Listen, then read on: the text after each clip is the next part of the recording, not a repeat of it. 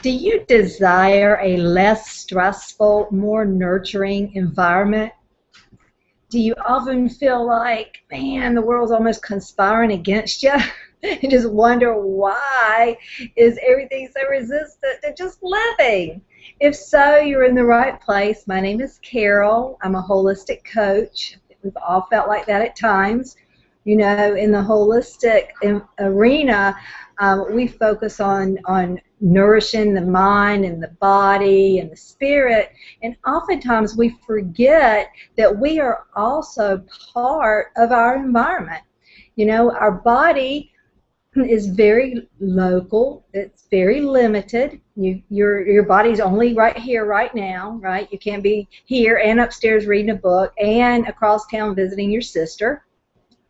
Your mind is a little bit more expansive because it can be back in the past or anticipating the future or across even the world, on the other side of the world with a loved one. Or if you're trying to meditate, it might even be at the supermarket, right? That's where mine goes a lot of times when I'm trying to meditate. But our mind is still limited to our experiences. So our spirit, when you talk about it, wow, it's huge. You know, it has no limits. It's eternal. It always has been. It always was, and it always will be. You know, and we're kind of starting to get our minds around that, but we forget that between those limiting and partial limited and unlimited aspects of who we are also part of our whole environment. We are part of the oneness of what's going on right here, right now.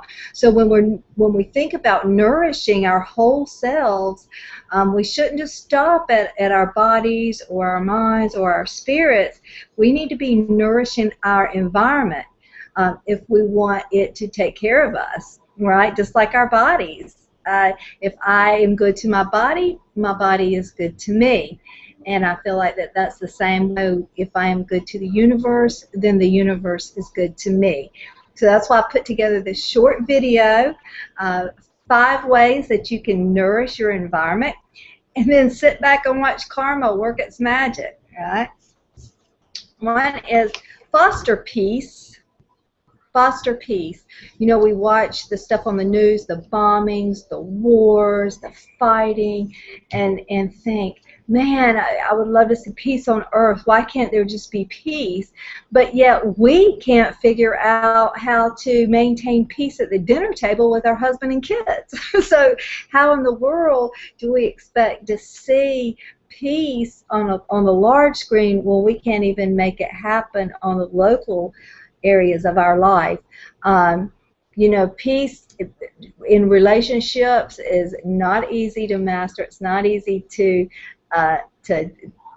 have peace in the like I said, at the dinner table, in the workplace.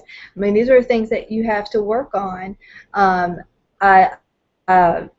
You know, for relationship skills, you know, it's got a lot to do with communication, building our communication skills, you know, learning how to set healthy boundaries, knowing when to let go, right? So nurturing your environment through fostering peace is one. Grow your reverence for nature.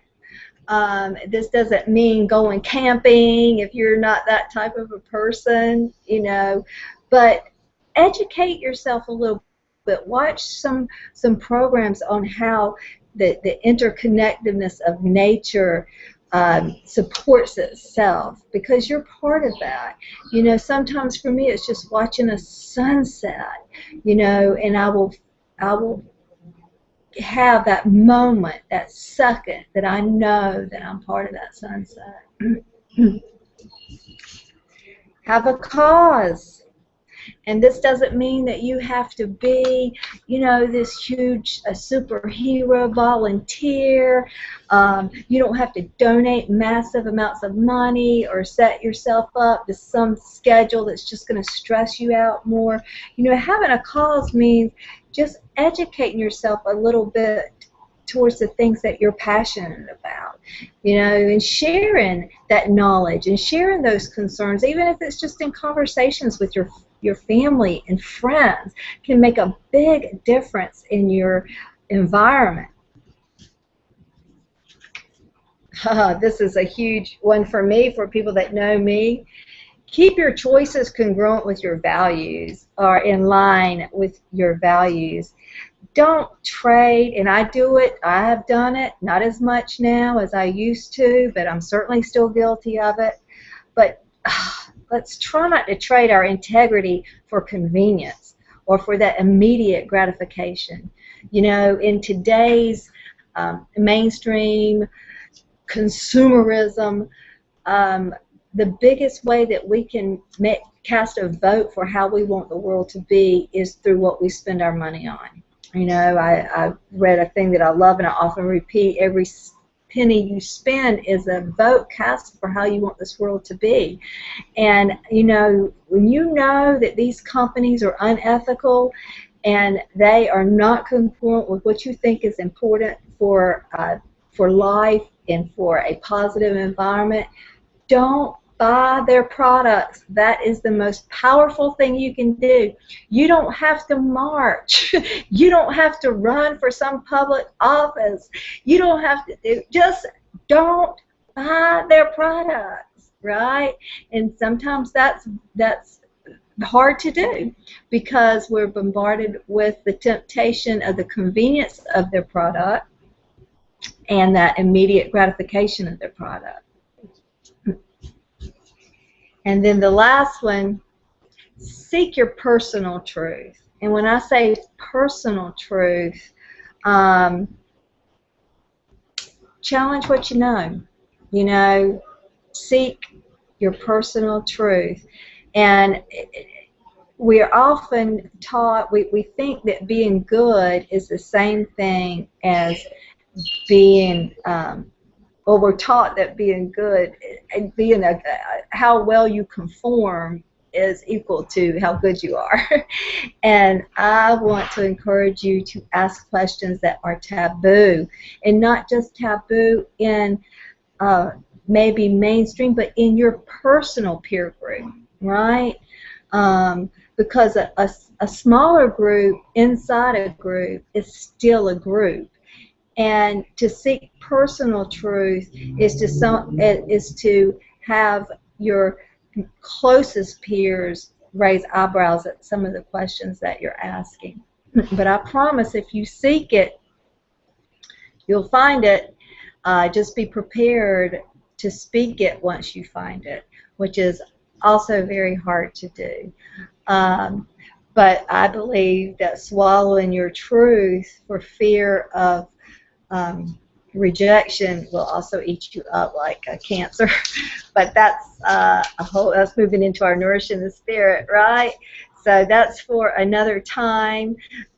Healing and nourishing your environment is just one component in holistic healing. I don't have time to go in the rest on this short video, but if you'd like to learn the other components, just click the link below, and I'll send you a free audio of the Holistic Healing Formula, which goes more in depth and into all the aspects that need to be nourished for our health and happiness. I want to wish you well on your journey into wholeness, and until we meet again, may the force be with you.